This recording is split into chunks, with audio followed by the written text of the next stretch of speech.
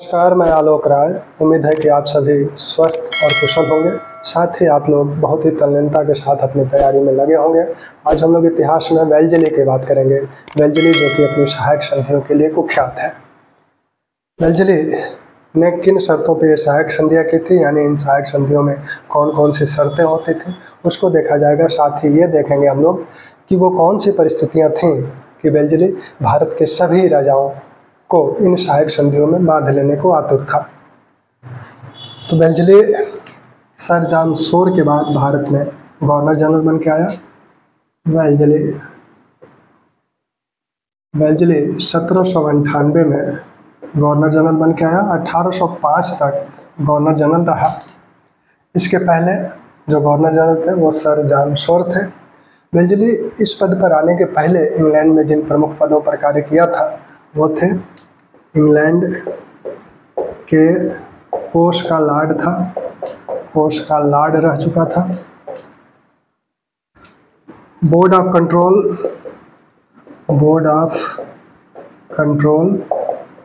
Control का आयुक्त रह चुका था। एक समकालीन व्यक्ति ने कहा था कि आप यहाँ घुटन महसूस कर रहे हैं, आपके कार्य करने का क्षेत्र जो है बहुत ही सीमित है, आपको एक विस्तृत क्षेत्र की आवश्यकता है। भारत वैसा ही क्षेत्र था जहाँ कार्य करने की अपार संभावनाएं थी। वेल्ज़ेली जब भारत आया तो इसका पहला उद्देश्य यह था कि वह कंपनी को भारत की सबसे शक्तिशाली शक्ति बनाए, यानी भारत में जितने भी यूरोपीय कंपनियां हैं या भारत में जितने भी राजा हैं, उन सब में उन सबसे ज़्यादा शक्तिशाली कंपनी को बना दिया जाए। पहला उद्देश्य यह है। दूसरा, जब ये भारत आया उस समय यूरोप में नेपोलियन का आतंक है। यूरोप में उस समय नेपोलियन अपने चरम पे था। लगभग सभी यूरोपीय देशों को नेपोलियन घुटने टेकने को मजबूर कर चुका था। इटली पर अधिकार किया था, जर्मनी पर अधिकार किया, ऑस्ट्रिया पर अधिकार किया, स्पेन पर अधिकार किया, रूस को पराजित किया, मिस्र पर अधिकार किया, सीरिया पर अधिकार किया। ब्रिटेन को पराजित नहीं कर पाया था। तो ब्रिटेन को पराजित करने के लिए नेपोलियन ने जो रणनीति अपनाई वह थी महाद्वीपीय व्यवस्था।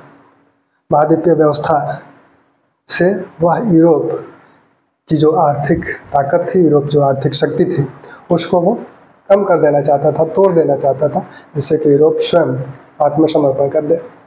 जब मिस्र और सीरिया पर नेपोलियन ने अधिकार किया, उसी समय वह भारत पर आक्रमण करने की एक योजना बनाया। उस योजना में वह रूस को साथ लेकर भारत पर आक्रमण करना चाहता था। रूस की सेना और फ्रांसीसी सेना, नेपोलियन की सेना, दोनों मिलकर भारत पर एरिया, हेरात और कंधार के मार्ग से भारत पर आक्रमण करती, ऐसी योजना थी। अगर तुर्कों ने साथ दिया होता तो संभवतः यह योजना फलीभूत हुई होती। यूरोप में इंग्लैंड के लोग इस योजना से बहुत ही भयभीत थे। वो भारत पर आक्रमण इसलिए भी करना चाहता था कि भारत में ब्रिटिश सरकार अपना उपनिवेश बना रही थी। तो ब्रिटेन उसका दुश्मन था, इसलिए वो भारत पर आक्रमण करना चाहता था। अब नेपोलियन अगर भारत पर आक्रमण करता है, उसको कैसे रोका जाए, कैसे यहाँ वो सफल ना हो पाए, अब यह रणनीति बनानी है, यह समस्या वेल्ज़ेली के सामने थी। लॉर्ड बालो ने कहा था कि नेपोलियन को भारत में पराजित करने का मात्र एक ही उपाय है कि हम भारत के सभी राजाओं को सहायक संधियों में बांध लें, जिससे कि कोई भी राजा फ्रांसीसी सेना का समर्थन न करे। उस समय विभिन्न राज्यों में फ्रांसीसी सैनिक थे, वो भारतीय सेनाओं को प्रशिक्षित कर रहे थे। जैसे निजाम के यहाँ मैसू रेमो था, सिंधिया के यहाँ मैसू पैरो था, काउंट द बैन था। तो इस तरह से यह भी एक समस्या थी कि ये जो भारतीय राजा हैं फ्रांसीसी कमांडरों को अपने यहाँ रखते हैं अपने सैनिकों को प्रशिक्षित करने के लिए, तो इसको भी कैसे रोका जाए। तो इन्हीं समस्याओं, इन्हीं उद्देश्यों को लेकर ये सहायक संधियाँ की गई थी। चूँकि वेल्ज़ेली ने ढेर सारी सहायक संधियाँ की थी, इसलिए इसके नाम के साथ सहायक संधि जुड़ गई, लेकिन ये सहायक संधि का जन्मदाता नहीं है। भारत में वेल्ज़ेली सहायक संधि का जन्मदाता नहीं है। भारत में सहायक संधियों के जो जन्मदाता हैं वो है फ्रांसीसी गवर्नर डुप्ले। फ्रांसीसी गवर्नर डुप्ले भारत में सहायक संधियों का जन्मदाता है। ये जो सहायक संधियां हैं, सहायक संधि का जन्मदाता डुप्ले है, फ्रांसीसी गवर्नर डुप्ले है। यह पहला यूरोपियन था जिसने अपनी सेना किराए पर भारतीय राजाओं को दी थी। यहीं से सहायक संधियों की शुरुआत हुई। ब्रिटिश कंपनी ने भारत में जो पहली सहायक संधि की थी वह क्लाइव ने किया था। और किसके साथ किया था? क्लाइव ने किया था इसकी बात पहले हो चुकी है। क्लाइव ने किया था, अवध के साथ किया था। अवध के साथ ये संधि कब हुई थी? 1765 में हुई थी। 16 अगस्त 1765 को इलाहाबाद की द्वितीय जो संधि हुई थी वही कंपनी की पहली सहायक संधि है। तो यह प्रश्न बार बार पूछा जाता है कि कंपनी ने पहली सहायक संधि कब की थी, किसके साथ की थी? तो 1765 में की थी, अवध के साथ की थी। किया किसने था? क्लाइव ने किया था, क्योंकि क्लाइव उस समय गवर्नर था। क्लाइव के बाद जितने भी गवर्नर जनरल हैं उन सब लोगों ने सहायक संधियाँ की है। जो जो मौका आया है उनको जो भी अवसर मिला है वो सहायक संधियाँ की हैं। लेकिन वेल्जली की खासियत क्या है कि यह सभी राजाओं को सहायक संधियों में बांधना चाहता है और कुछ नई शर्तें भी वेल्जली ने जोड़ी थी उन संधियों में। तो इसलिए ये वेल्जली की यही खासियत है कि वह सभी राजाओं को इन सहायक संधियों में बांध लेना चाहता है। और दूसरी बात कि कुछ नई शर्तें वेल्जली द्वारा इन संधियों में जोड़ी गई थी। भारत में कंपनी जो युद्धों में भाग लेती थी, विभिन्न राजाओं की ओर से युद्ध करती थी कंपनी। तो युद्धों में कंपनी के भाग लेने की अवस्थाओं के विषय में अल्फ्रेड लायल कहते हैं कि 4 अवस्थाएं हैं। कंपनी जो भारतीय युद्धों में जो भाग लेती थी उसके 4 स्टेज हैं, 4 स्टेज हैं। अल्फ्रेड लायल ने वो स्टेज क्या क्या बताया है? लायल कहते हैं कि पहला स्टेज तो वह है जब कोई भारतीय मित्र राज्य, कंपनी का जो मित्र राज्य था, वह किसी दूसरे राजा के साथ युद्ध कर रहा है तो वह कंपनी की सेना मांगता था कि आप हमें सैन्य सहायता करें। तो कंपनी क्या करती थी कि उस राजा को अपनी सेना किराए पर देती थी। उस युद्ध से कंपनी का कोई मतलब नहीं है, वह सिर्फ अपनी सेना उस राजा को दी है, उसके लिए कंपनी ने धन लिया है। तो कंपनी ने पहली अवस्था यह है कि कंपनी किराए पर अपनी सेना दी, कंपनी किराए पर सेना दी। दूसरी अवस्था में कंपनी ने स्वयं भाग लिया उस राजा के साथ। कंपनी अपनी सेना के साथ स्वयं भाग लिया उस युद्ध में, यानी उस राजा की सहायता अब कंपनी भी कर रही है। इस युद्ध में कंपनी भी भाग ले रही है, कंपनी भी शामिल है। इसमें सिर्फ कंपनी की सेना शामिल है, उसके लिए कंपनी धन ले रही है, वो किराए पर अपनी सेना दे रही है। दूसरी अवस्था तब आती है जब कंपनी स्वयं अपनी सेना के साथ युद्धों में भाग लेती है। तो कंपनी यह जो 1768 में जो निजाम के साथ संधि हुई थी वो इसी प्रकार की हुई थी। कंपनी ने अपनी सेना किराए पर दी थी। 1768 में निजाम के साथ जो संधि हुई थी उसमें कंपनी ने अपनी सेना किराए पर देने की बात की थी। कंपनी युद्ध में भाग स्वयं नहीं ली थी। अब क्या है?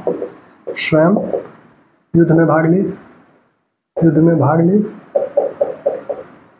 तीसरी अवस्था में कंपनी कहती है कि ऐसा है कि आप हमें सेना मत दीजिए।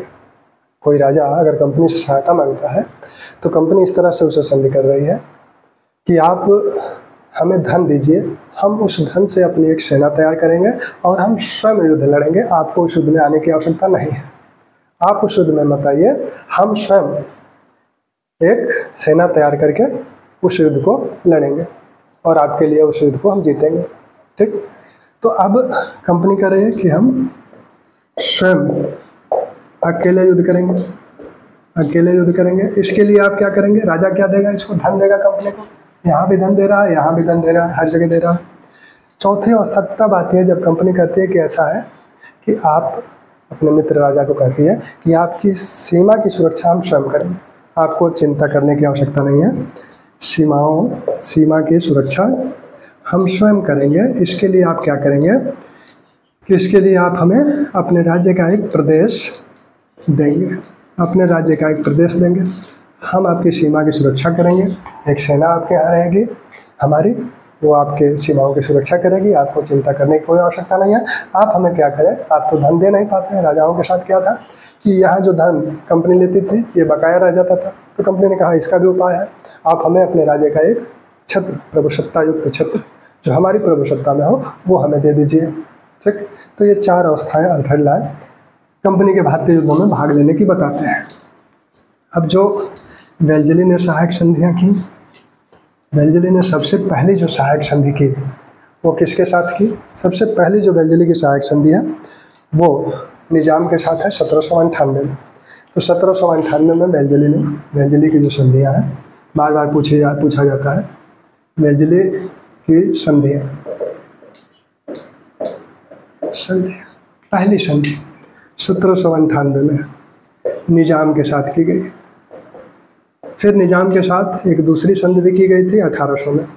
1800 में भी निजाम के साथ एक संधि की गई थी। 1798 में जो संधि की गई, 1800 में कुछ और क्षेत्र निजाम से ले लिए गए थे, तो 1800 में भी संधि की गई। दो संधियाँ बेलजली के काल में निजाम से हुई थी।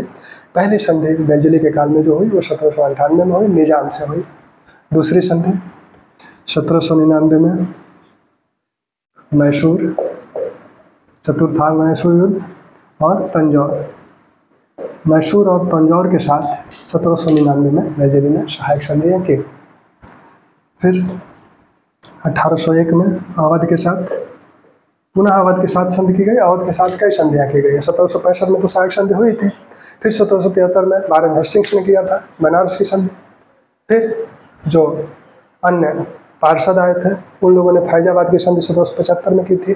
फिर 1798 में सर जॉन शोर ने भी अवध के साथ संधि की थी और बेलजली ने 1801 में अवध के साथ संधि की।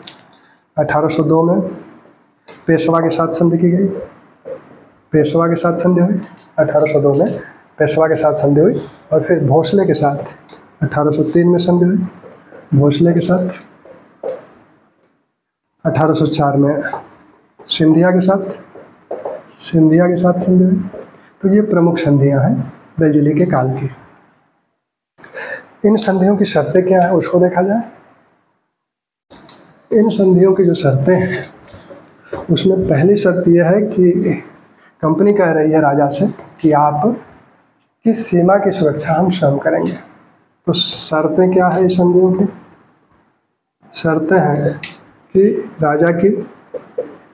राजा की सीमाओं की सुरक्षा कंपनी करेगी। हर प्रकार के शत्रुओं से सुरक्षा करेगी।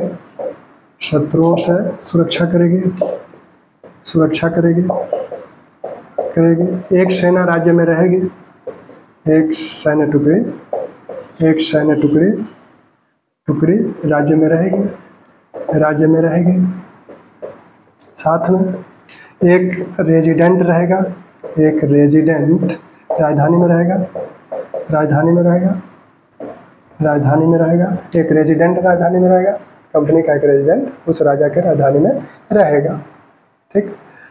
फिर क्या कहा जा रहा है? फिर कहा जा रहा है कि राजा के जो विदेश विभाग है वो कंपनी का अधीन होगा।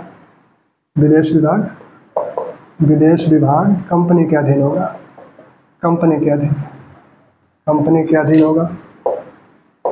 किसी अन्य राजा से बातचीत कंपनी करेगी।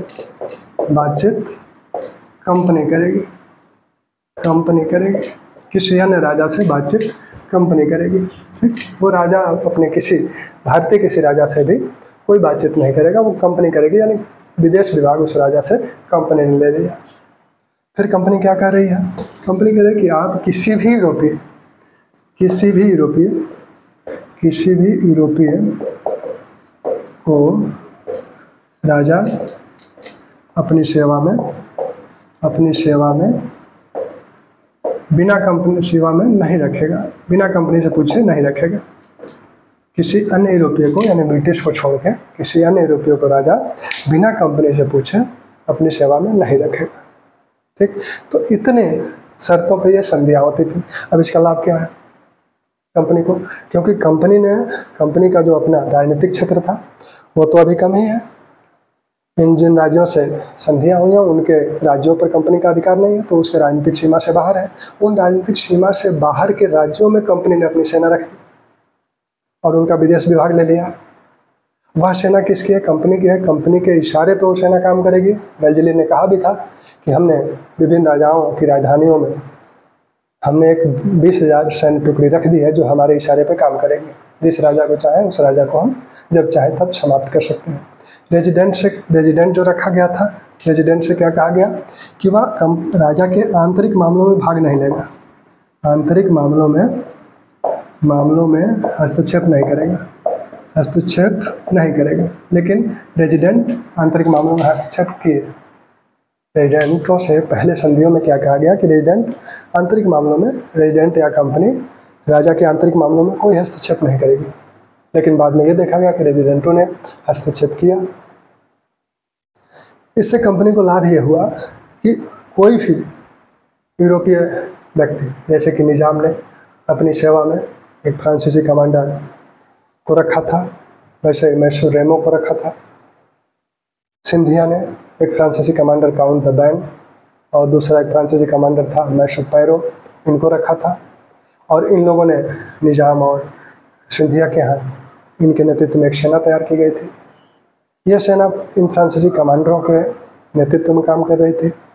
तो ये जब भी नेपोलियन का आक्रमण होता, ये सेना नेपोलियन के साथ मिल जाती और निजाम और सिंधिया इन सेनाओं पर नियंत्रण नहीं रख पाए थे। ये एक तरह से अर्ध स्वतंत्र होकर काम कर रहे थे। तो दूसरी बात ये कि अब कोई भी नहीं रख पाएगा इन फ्रांसीसी कमांडरों को या किसी भी यूरोपीय कमांडर को। निजाम से के साथ जो 1798 में संधि की गई, उसमें कहा गया कि आप जो है अपने फ्रांसीसी कमांडरों को हमारे सुपुर्द कीजिए। उन्हें कलकत्ता भेज दिया गया था, वहाँ से उन्हें यूरोप भेज दिया गया। ठीक, तो अब भारतीय राजाओं के साथ क्या हुआ?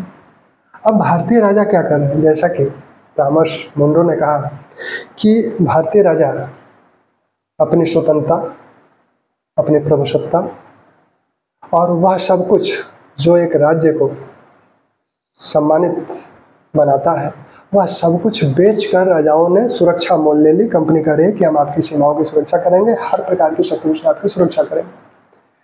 तो अपनी स्वतंत्रता कौन होने, वह सब कुछ जो एक राज्य को सम्मानित स्थान प्रदान करता है, उसे प्रभुसत्ता युक्त राज्य बताता है, वह सब कुछ बेचकर उन लोगों ने सुरक्षा मोल ले ली।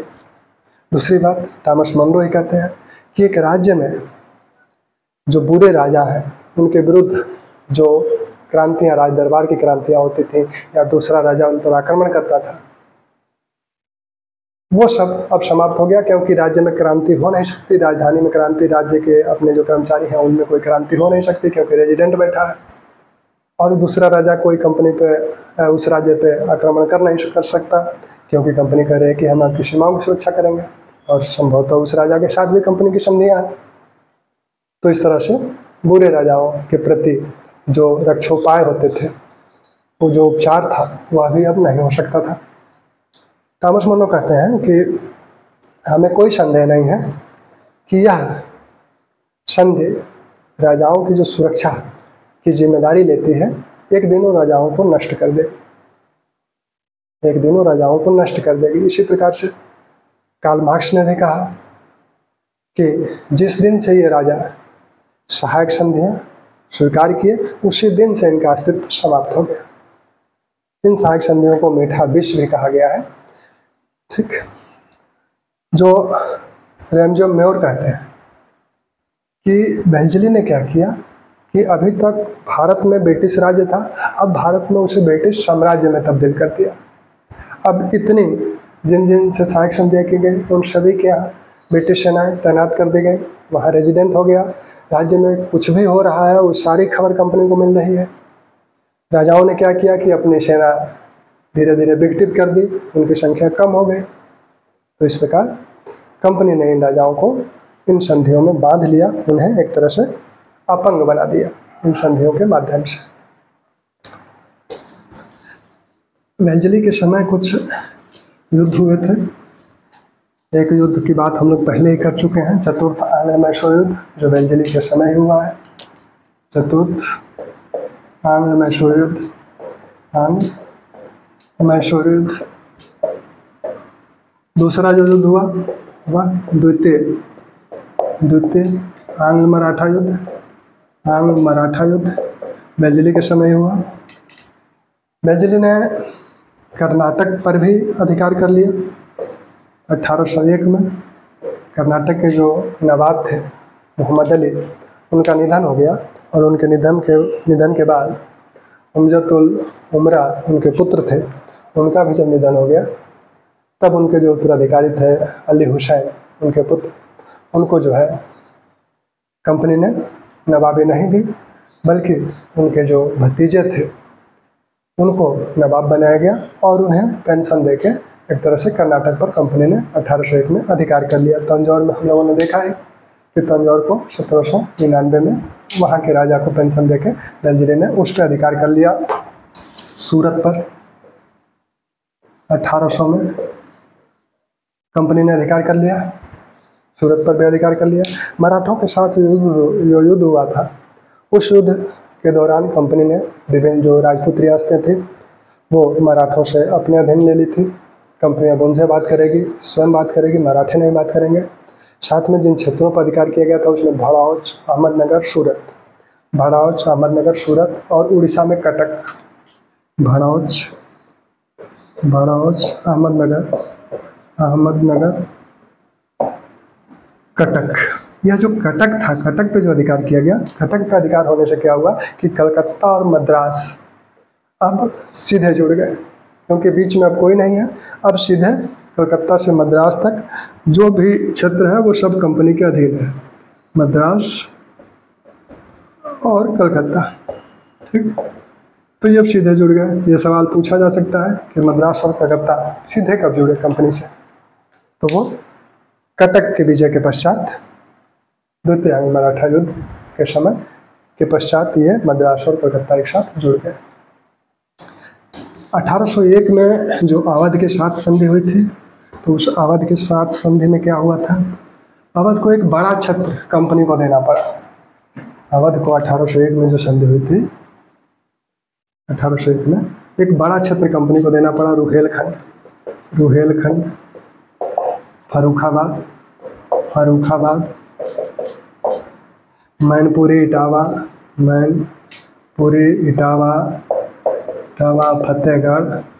फतेहगढ़, इलाहाबाद, बस्ती, गोरखपुर, ये सारा क्षेत्र अवध के नवाब को कंपनी को देना पड़ा था। ये समस्त क्षेत्र अवध के नवाब को कंपनी को देना पड़ा था 1801 में।